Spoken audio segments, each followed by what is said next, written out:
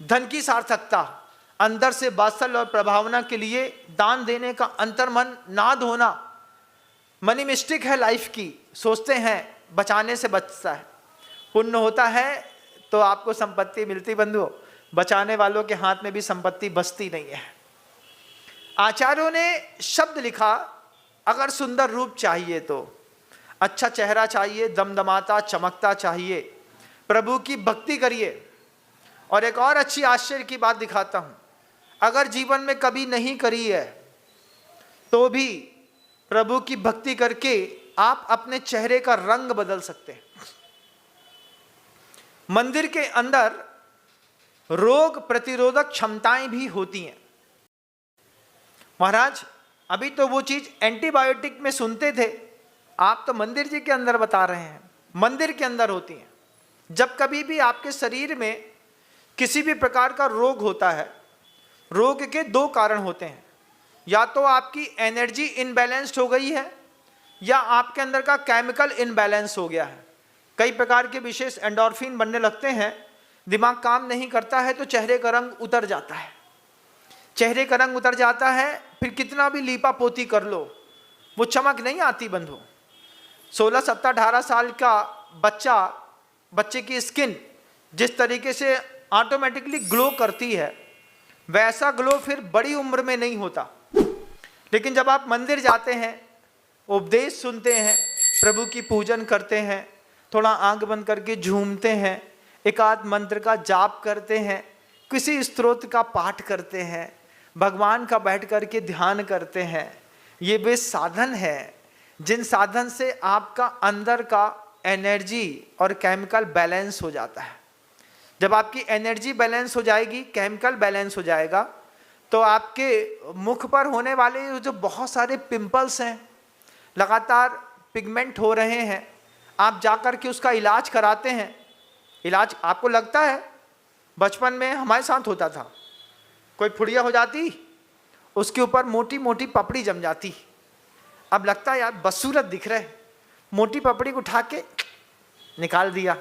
अब निकाल दोगे तो क्या होगा, अंदर से पतली चमड़ी है, खून निकलने लगेगा, फिर मक्खी बैठने लगेगी। अब उसमें सोफ्रामाइसिन लगाई लो, उसके बाद उसको और संभालो।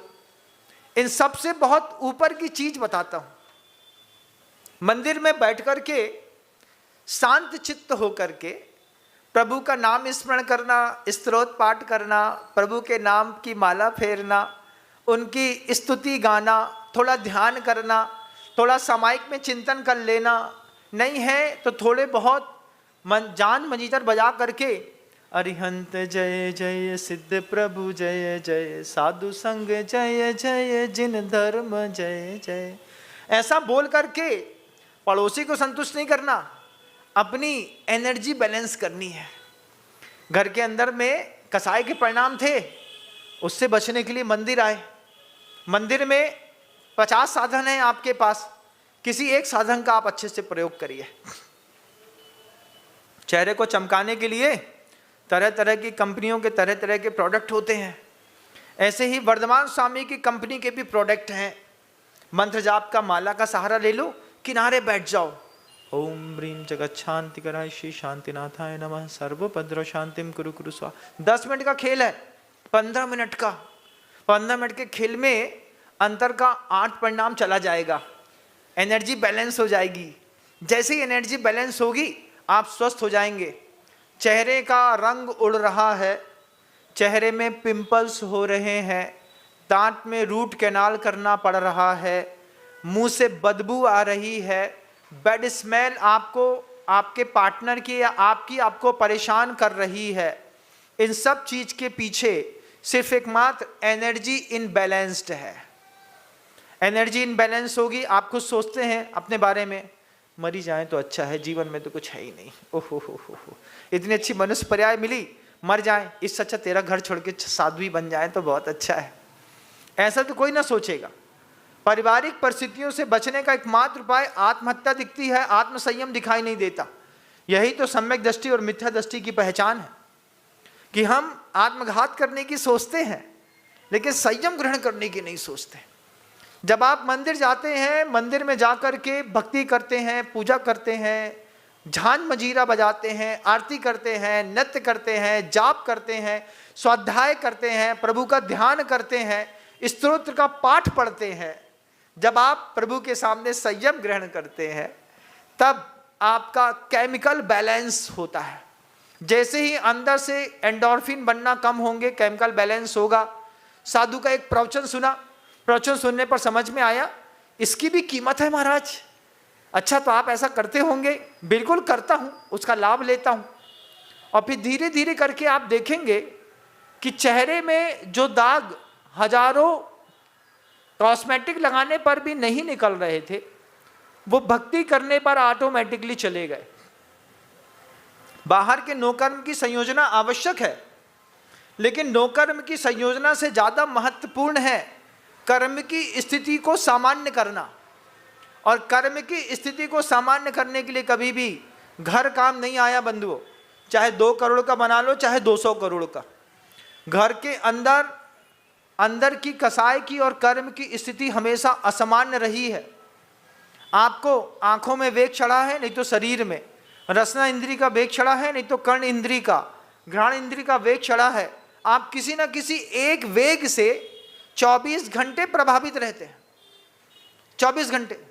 अच्छा वाला म्यूजिक सिस्टम लगा लिया, अब घर में गए और चल रहा है रैप सॉन्ग लगातार, क्या है? कर्ण इंद्री का वेग बढ़ा हुआ है। कर्ण इंद्री का वेग नहीं बढ़ा तो बैठे बैठे बस चलो कुछ खा लेते हैं। आदत नहीं, मुंह से निकलता है ना बार बार, कुछ बना दें, कुछ खाओगे? कुछ नहीं खाओगे।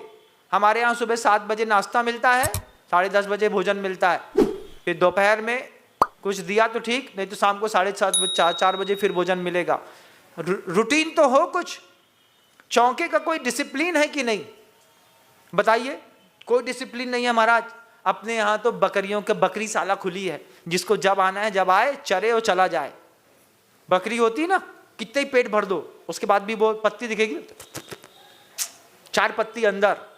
ऐसे ही आपकी आदत है। किसी के घर में कहीं पर भी बकरे बकरियों से कम थोड़ी। जिंदगी तो ऐसे ही चल रही महाराज।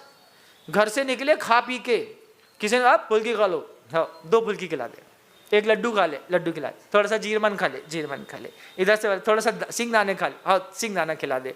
बाद में बोले पचनोल खा लो, हाजबुला खा लेते, उसके बाद बोले कुछ और खा लो, हाँ भैया जो बोलो सो खा लेते। ये कोई जीवन? संयमित जीवन कितना सुंदर है। सुबह अगर आप कुछ ब्रेकफास्ट लेना पसंद करते हैं तो आप